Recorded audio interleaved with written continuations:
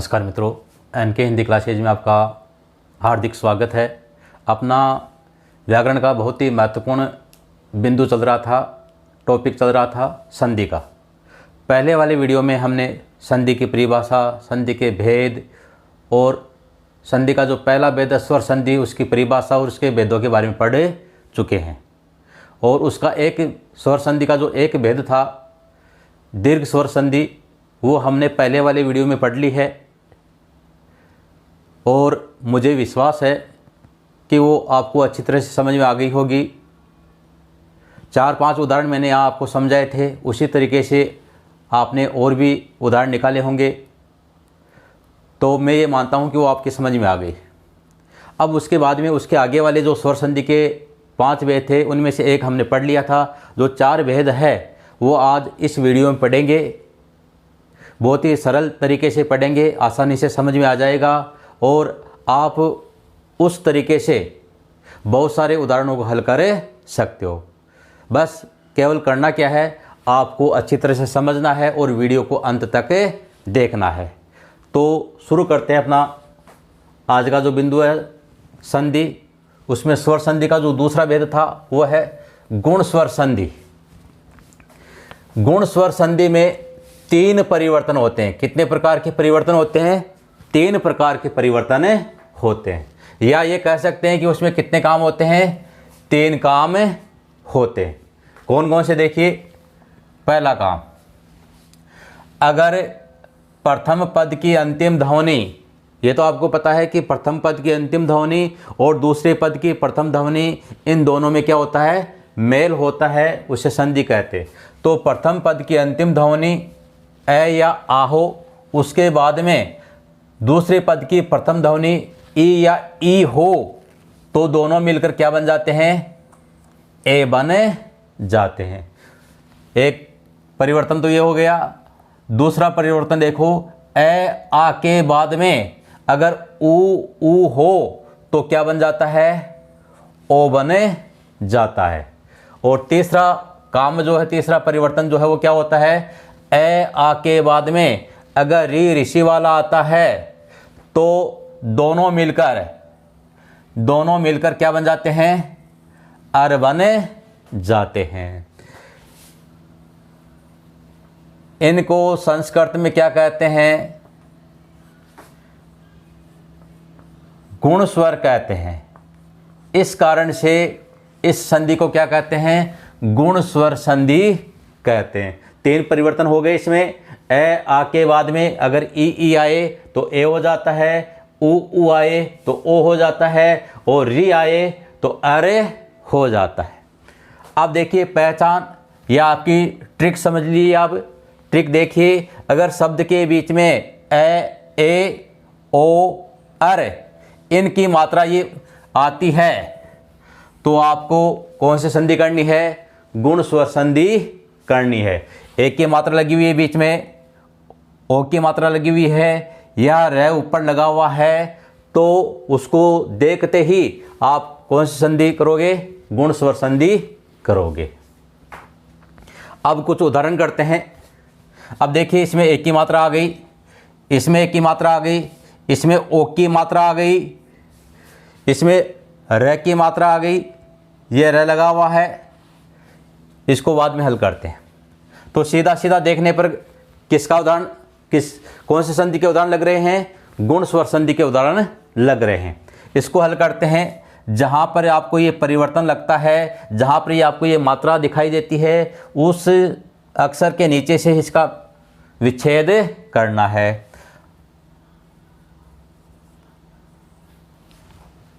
सुर प्लस इंद्र।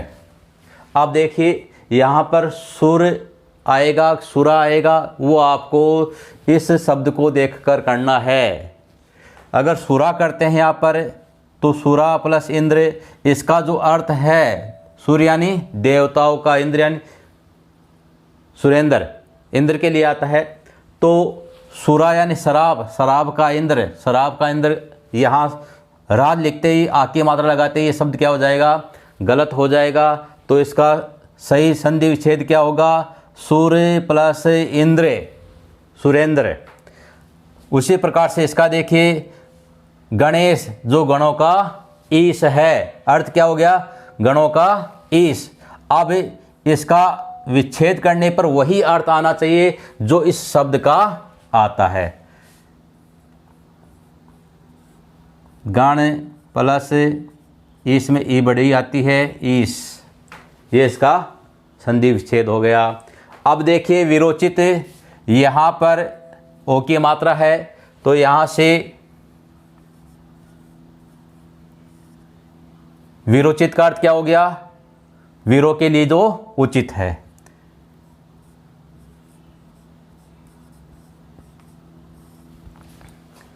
अब यहां पर वीर उचित, वीर के लिए जो क्या है, उचित है।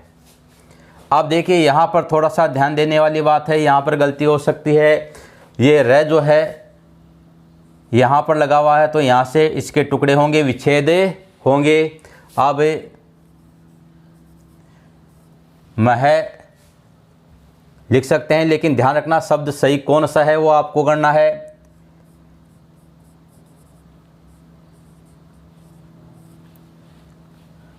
अब मह का अर्थ यहाँ पर नहीं आ रहा है, इस वजह से यहाँ पर क्या आना चाहिए, महा आना चाहिए। महान ऋषि, महा प्लस ऋषि। अब जो रह है ये तो गुण स्वर संधि की वजह से परिवर्तन होकर आ रहा है, इसलिए यहाँ पर ध्यान रखना ऋषि में ये र मत लगा देना, ऊपर र नहीं लगता इसमें।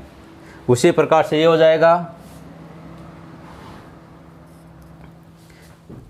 र इसके ऊपर है तो यहाँ से विच्छेद करना है, शीत प्लस ऋतु हो गया। अब इसके टुकड़े करते हैं, देखो एक बार, इधर से क्या है, अ है, अंतिम ध्वनि अ है, इधर से री है, दोनों मिलकर क्या आ गए, क्या बन गए, अर बन गए। अब शीत में क्या हो गया, आधा है, अ निकल गया तो आधा हो गया, ये इसमें जुड़ जाएगा तो ये पूरा हो जाएगा। अब र आधा है, क्या बचा हुआ इधर, तो ये र कहाँ चला जाएगा, ये इसके ऊपर चला जाएगा और शब्द बन जाएगा शीतर्तु। इस प्रकार से आप विच्छेद कर सकते हो, और अगर विच्छेद दिया हुआ है तो उसकी आप संधि कर सकते हो।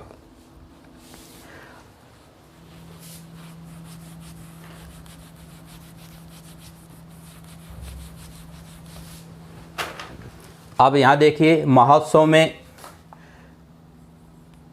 आ की ध्वनि है, इधर ऊ है, दोनों मिलकर क्या बन जाएंगे, ओ बन जाएंगे। अब इधर से आ निकल गया तो है हलंत रह गया, प्लस ओ जुड़ेगा इसमें, दोनों मिलकर, बाकी क्या बच गया, ये यहाँ से ये निकल गया तो आपका ये बच गया, ये दोनों मिलकर ओ का रूप धारण कर लेते हैं।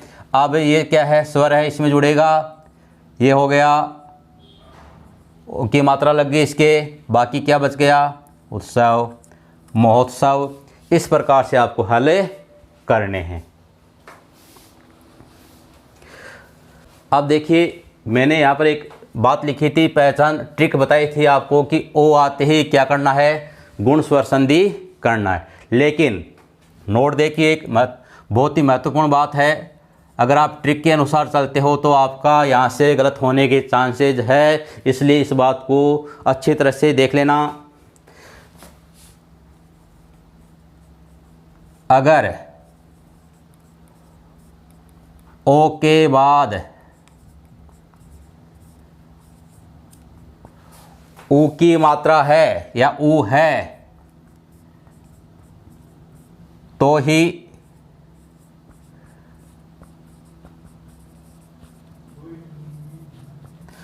गुण संधि है, और अगर ऊ नहीं है, ओ के बाद में ऊ नहीं है तो वह गुण संधि नहीं होगी। ये बात ध्यान रखना, अगर आप ट्रिक के अनुसार चलते हो तो आपका यहाँ से प्रश्न गलत हो सकता है। जैसे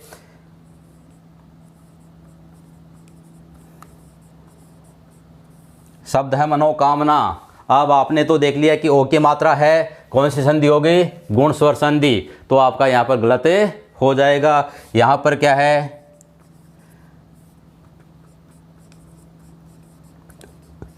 ये इसका संधि विच्छेद है, तो यहाँ पर गुण स्वर संधि नहीं है। तो ये बात ध्यान रखनी है कि अगर ओ आ रहा है, ओ के बाद में ऊ है, तो ही वह क्या होगी, गुण संधि होगी। अब देखो यहाँ पर विरोचित में ऊ आ रहा है, महोत्सव में ऊ आ रहा है, तो ही ये क्या है, गुण स्वर संधि है। और अगर ऊ नहीं आता है तो वह गुण स्वर संधि नहीं होगी।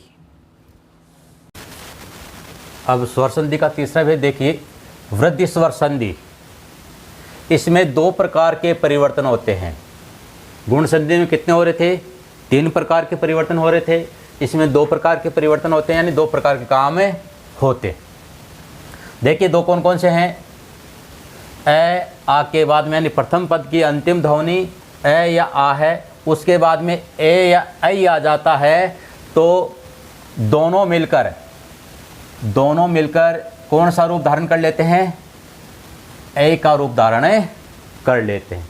ये पहला परिवर्तन हो गया। दूसरा परिवर्तन देखिए, ए आ के बाद में अगर ओ औ हो तो औ बन जाता है। ये 2 परिवर्तन वृद्धि स्वर संधि में होते हैं। अब देखिए ये दोनों संस्कृत में वृद्धि स्वर कहलाते हैं, इस वजह से इस संधि को क्या नाम दिया गया है, वृद्धि स्वर संधि नाम दिया गया है। अब पहचान देखिए, अगर शब्द में अगर शब्द में ऐ औ यानी ये दोनों मात्राएं आती है, तो कौन सी संधि होगी, वृद्धि स्वर संधि होगी। यानी ऐ और औ की मात्रा लगती है, किसी शब्द में लगी हुई है, तो किसका उदाहरण करना है आपको, वृद्धि स्वर संधि का उदाहरण करना है। समझ में आ गई बात। ये दोनों मात्राएं अगर किसी शब्द में आती है, बीच में लगभग बीच में आएगी, अगर आती है तो सीधा किसका उदाहरण करना है आपको, वृद्धि स्वर संधि का उदाहरण करना है। अब कुछ उदाहरण देखते हैं। ये देखो ऐ की मात्रा आ गई, डबल ऊपर डबल मात्रा लगी हुई है। ये देखिए ये औ की मात्रा आ गई, डबल मात्रा, और ये खड़ी पाई लगी हुई है, ये लगी हुई है। तो ये सीधे सीधे देखने पर किसके उदाहरण हो गए, वृद्धि स्वर संधि के उदाहरण हो गए। तो ध्यान रखना, अगर किसी शब्द के ऊपर ये ऐ की मात्रा और औ की मात्रा लगी हुई है, तो किसका उदाहरण होगा, वृद्धि स्वर संधि का उदाहरण होगा। अब यहाँ से इसके टुकड़े होंगे, एक एक, इधर से क्या आया है, इधर से ए और ए मिलकर क्या बनते हैं, आई बनते हैं। तो इसको हल करते हैं एक बार दोबारा। ये बच गया, इसमें से ए निकल गया, ये दोनों मिलकर किसका रूप धारण करते हैं, ए का रूप धारण करते हैं। इधर से क्या निकल गया, ए निकल गया, तो क्या बच गया, क बच गया। अब इनको आपस में जोड़ दो,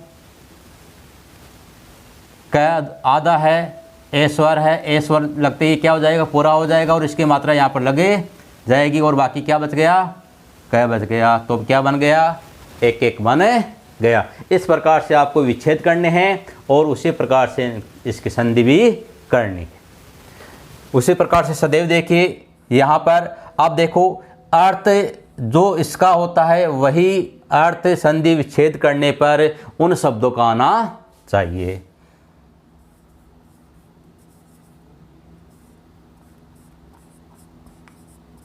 सद प्लस ए, यहाँ पर सद जो है वो क्या है, अनुचित है, यहाँ क्या आएगा, सदा आएगा। तो आपको देखना है कि ऊपर वाला जो शब्द है उसका जो अर्थ होता है वही नीचे वाले शब्दों का अर्थ होना चाहिए, तभी आपकी संधि क्या होगी, सही होगी। अब यहाँ देखिए,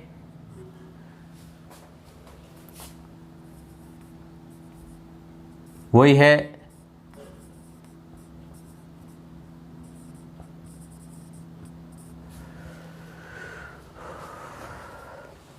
यहाँ महक कर सकते हो, लेकिन ये क्या है, ये अशुद्ध है। तो आपको ध्यान रखना है कि महान औषधि, इसका अर्थ होगा महौषधि का महान औषधि। तो महा प्लस औषधि, मह प्लस औषधि नहीं होगा, यहाँ आएगा महा प्लस औषध। इसी प्रकार से यहाँ पर यह था औचित्य।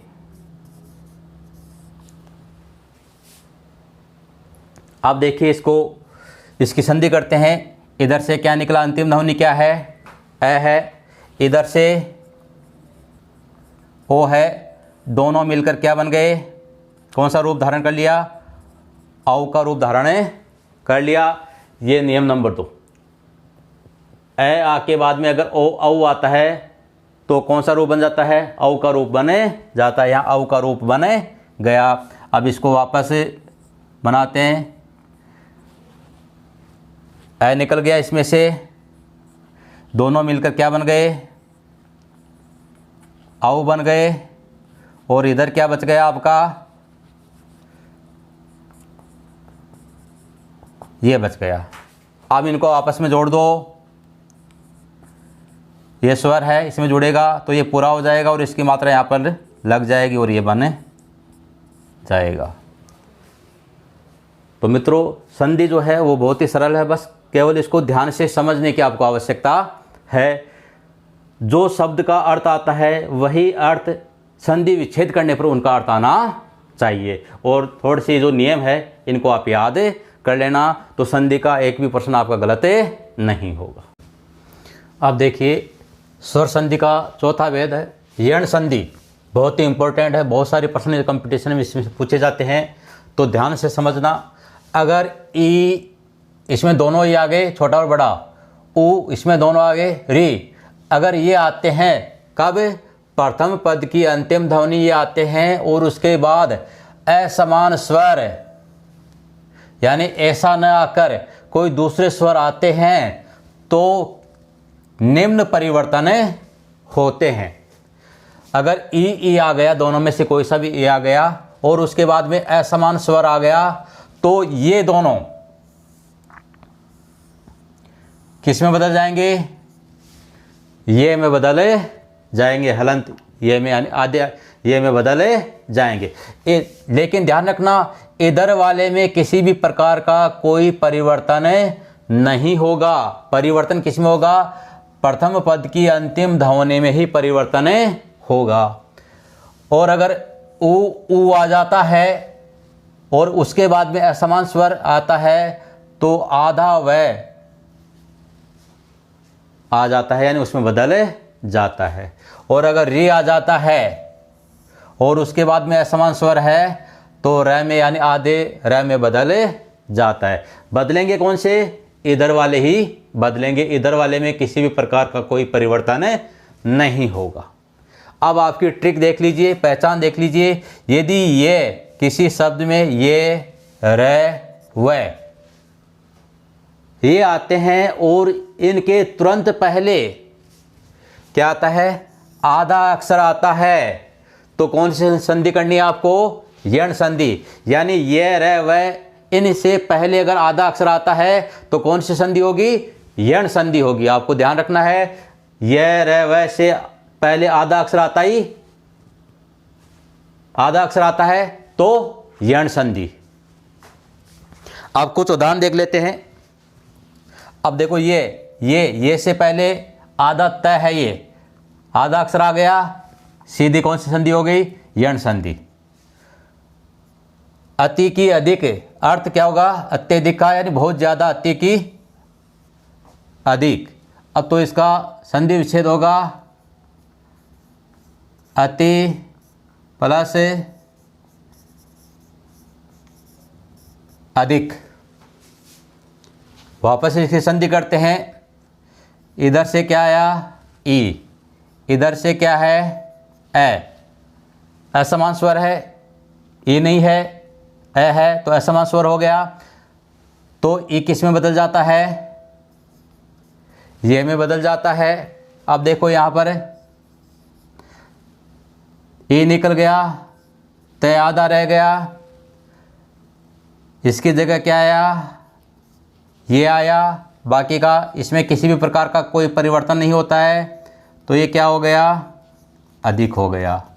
ये ऐसा का ऐसा आ गया। अब इनको आपस में जोड़ दो, तय आधा है, इधर स्वर है नहीं, व्यंजन है, तो तय आधा रहेगा। अब ये अ है, अ स्वर है, इसमें जुड़ेगा तो ये पूरा हो जाएगा, अत्यधिक बन गया आपका। आ गया समझ में। अब अगला देखो, द आधा है ये के बाद में, तो यहाँ से इसके टुकड़े होंगे, नदी प्लस आगम। ये देखो बहुत बार कंपटीशन पूछा गया, स्वागत में आधा आ गया, वह के बाद में, वैसे पहले तो सु प्लस आगत, सु यानी अच्छा, यहाँ सब नहीं आएगा, स्वयं का आगमन थोड़ी है, सुआगत यानी अच्छा आगमन, तो यहाँ सु आएगा। अब यहाँ देखिए, यहाँ पर गलती होती है, तो इससे पहले मैं आपको जो संयुक्त अक्षर, 4 संयुक्त अक्षर है उनके बारे में बता देता हूँ। उनकी जानकारी अगर आपको हो गई तो ये संधि विच्छेद आप आसानी से कर सकते हो। स, त्रै, गे और स्र, ये 4 संयुक्त अक्षर होते हैं। ये किन से मिलकर बनने होते हैं, क प्लस स प्लस ए। अगर ये है तो इसमें 3 अक्षर मिले हुए है। ये है त, र, ए। ये है ज, ए। यह है स, र। ये चीज़ ध्यान रखना, यण संधि में ये चीज़ याद नहीं है तो आपकी यण संधि में जो ऐसे उदाहरण आते हैं वो गलत हो जाएंगे। अब इसका क्या होगा, पितृ आज्ञा। अब देखो ये त्रा कैसे आया, इसका वापस क्या करते हैं, संधि करते हैं। इधर से क्या है री, इधर क्या आ गया, असमान स्वर आ गया। री जो है वो किस में बदल गया, ये जो है इस र में बदल गया। तो अब इधर से क्या बच गया, तय, री निकल गया, स्वर निकल गया, तो तय क्या रह गया, आधा। अब री किस में बदला, आधे र में बदला, और बाकी क्या रह गया, इसमें किसी भी प्रकार का कोई परिवर्तन नहीं होता है, तो ये रह गई आपकी आज्ञा। अब इनको आपस में जोड़ दो, तय आधा है, आधा ही रहेगा, लेकिन ये देखो तय आधा रे, दोनों मिलकर क्या बनते हैं, त्रय बनते हैं। तो इसका क्या हो जाएगा, त्रय हो गया।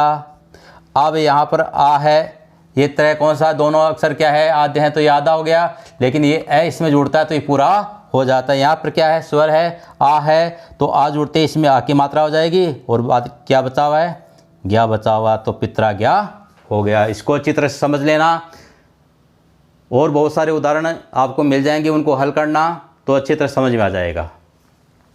अब ऐसा ही ये देखिए एक उदाहरण और है यहाँ पर, इसमें से री निकला, री असमान स्वर है, तो री किस में बदल गया, आधे रा में बदल गया। अब इधर से क्या बचा, तय आधा है, उसके बाद में रे आदेश,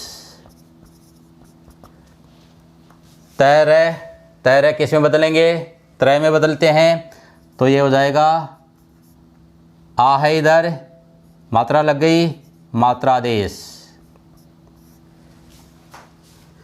इसको हल कीजिए, ऊ है, उसके बाद में असमान स्वर है, ऊ के बाद में असमान स्वर आता है तो किस में बदल जाता है, आधे व में, तो ऊ जो है वो किस में बदल गया, आधे व में बदल गया। अब इधर क्या बचा, न आधा बच गया, वह आधा हो गया, बाकी क्या बचा, ऐसा बच गया। अब इसको जोड़ देते हैं, न आधा रहेगा क्योंकि यहाँ पर व्यंजन है, व्यंजन इधर स्वर है, ये इसमें जाकर जुड़ जाएगा, ये पूरा हो जाएगा और इसके ऊपर एक मात्रा लगे जाएगी और ये बन जाएगा अन्वेक्षण। तो समझ में आ गया होगा आपको, यण संधि में 3 परिवर्तन होते हैं, ये इसकी पहचान होती है और ये मैंने कुछ उदाहरण आपको हल करके बताए हैं। आप जो भी व्याकरण की और किताब है उनमें बहुत सारे उदाहरण दिए हुए हैं, उन उदाहरणों को आप हल करना। तरीका ये रखना कि जो शब्द का अर्थ आता है वही संधि विच्छेद करने पर उसका अर्थ आना चाहिए। बस अगर ये बात आपने ध्यान में रख ली तो आपका संधि का प्रश्न कभी गलत नहीं होगा। अब स्वर संधि का अंतिम भेद यानी 5वां भेद देखिए, अयादि संधि। यदि ए, ऐ, ओ, औ ये 4 अक्षर है, इन चारों के बाद असमान स्वर, भिन्न स्वर इन चारों के अलावा आता है तो निम्न प्रकार से परिवर्तन होता है। अगर अंतिम अक्षर ए आ गया और उसके बाद में असमान स्वर आ गया तो ए जो है वो किस में बदल जाएगा, ऐ में बदल जाएगा। इधर वाले में किसी भी प्रकार से यण संधि की तरह कोई परिवर्तन नहीं होगा। ये यण संधि और अयादि जो संधि जो है उसमें पहले वाले यानी प्रथम पद की जो अंतिम ध्वनि है उसी में ही परिवर्तन होता है। दूसरे पद का जो प्रथम अक्षर है उसमें किसी भी प्रकार का कोई परिवर्तन नहीं होता है। ये 2 संधि ऐसी है और बाकी की जो 3 संधियाँ थी आपकी उनमें दोनों में परिवर्तन हो रहा था। अगर ऐ आ जाता है तो ऐ जो है उसमें आय में बदल जाता है, ओ आ जाता है, ओ के बाद में असमान स्वर आता है तो ओ जो है वो औ में बदल जाता है और औ जो है उसके बाद में असमान स्वर आता है तो औ जो है वह आव में बदल जाता है। अब आपकी ट्रिक देखिए, पहचान शब्द के बीच में प्राय लगभग आपको बीच में ही मिलेंगे। ए आ के बाद में ये दोनों अक्षर है, ए भी हो सकता है, आ भी हो सकता है। उसके बाद में अगर ये आए, ई आए, ई, वह और वी आए, ये चारों में से कोई सा भी आता है तो कौन सी संधि होगी, कौन सी संधि करोगे आप, अयादि संधि करोगे। ध्यान रखना, ए आ के बाद में अगर ये, ई, वह और वी आते ही कौन सी संधि हो जाएगी, अयादि संधि हो जाएगी। अब उदाहरण देखते हैं, ये आ गया, इससे पहले क्या है, ए है, इसमें ए जुड़ा हुआ है तो यहाँ से टुकड़े हो जाएंगे,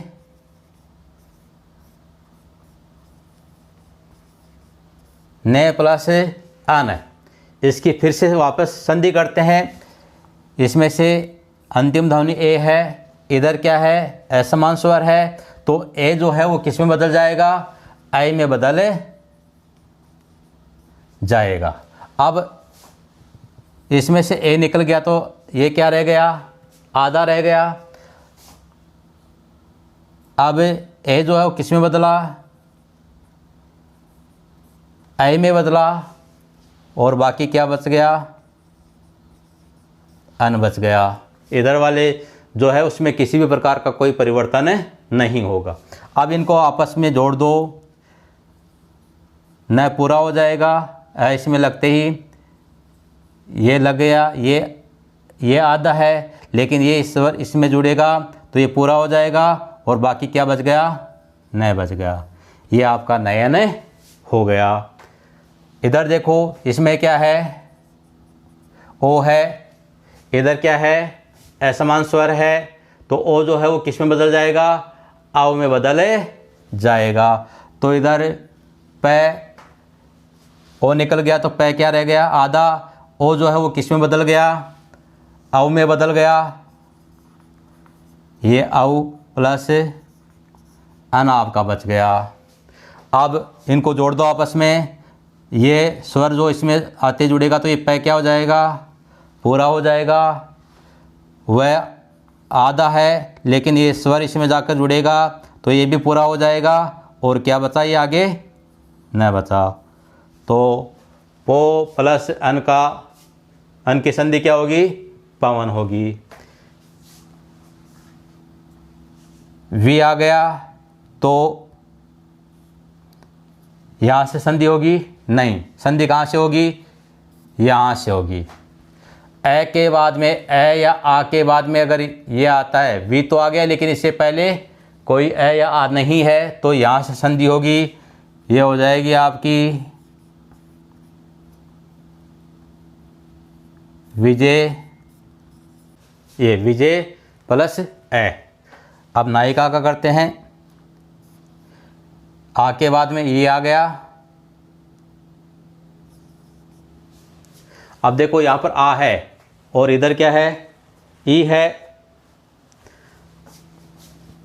आई तो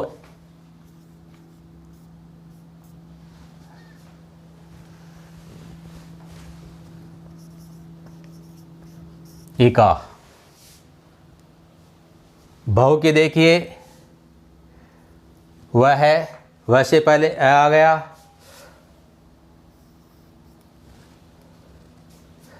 किस में आ रहा है, ओ में आ रहा है।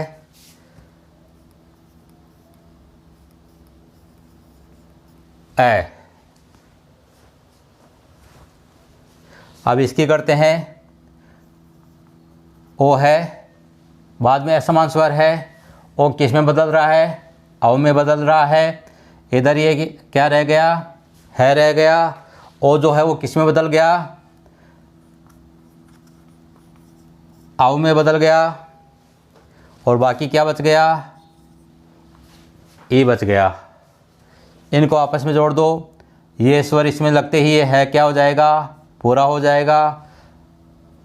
ये वह क्या है, आधा है लेकिन ये क्या है, ईश्वर है। ईश्वर इसमें जुड़ेगा तो ये क्या हो जाएगा, ये पूरा हो जाएगा और ये इसकी मात्रा लग जाएगी और ये क्या हो जाएगा, हवि हो जाएगा।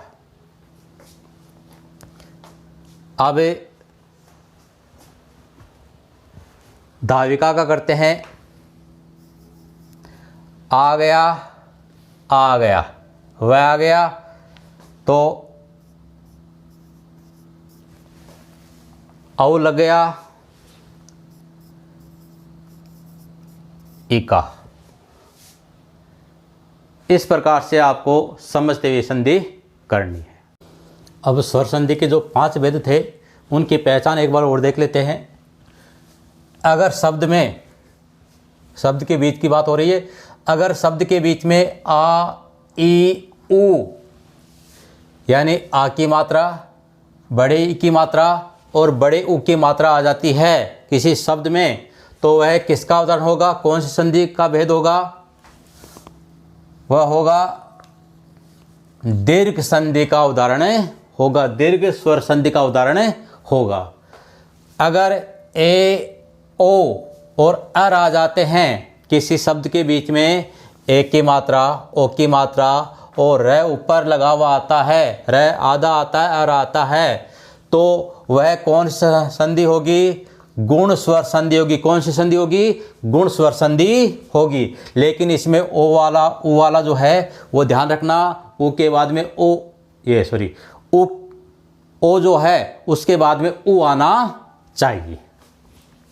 तीसरा देखिए, अगर ए और औ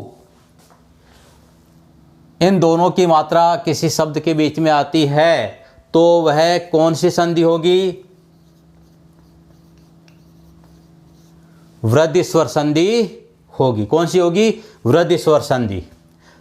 चौथी देखिए, अगर ये रे व तीनों अक्षर में से कोई सा भी अक्षर आता है और उससे पहले आधा अक्षर आता है, तो आधा अक्षर आते ही कौन सी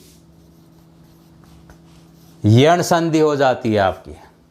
और पांचवी देखिए, अगर ए आ के बाद में ये ई व वी इन चारों में से कोई आता है तो सीधा सीधा वह कौन सी संधि का उदाहरण हो जाएगा? अयादि संधि का उदाहरण हो जाएगा। तो ये जो स्वर संधि के 5 भेद थे, उन पांचों की पहचान हो गई। पहचान भी याद कर लेना, और जो मैंने सरल तरीके से आपको संधि विच्छेद करना बताया था वो तरीका आप ध्यान रखना, तो आपकी संधि कभी गलत नहीं होगी। तो मित्रों, ये स्वर संधि के भेद पूरे होते हैं। आज का जो ये वीडियो है यहीं समाप्त करते हैं। अब अगले वाले वीडियो में व्यंजन संधि शुरू करेंगे। व्यंजन संधि भी बहुत ही महत्वपूर्ण है। तो इस वीडियो को लाइक और शेयर कीजिए, कमेंट्स कीजिए, बताइए कि वीडियो कैसा लगा, और अगर कुछ पूछना हो तो आप कमेंट बॉक्स में जाकर पूछ सकते हो। धन्यवाद।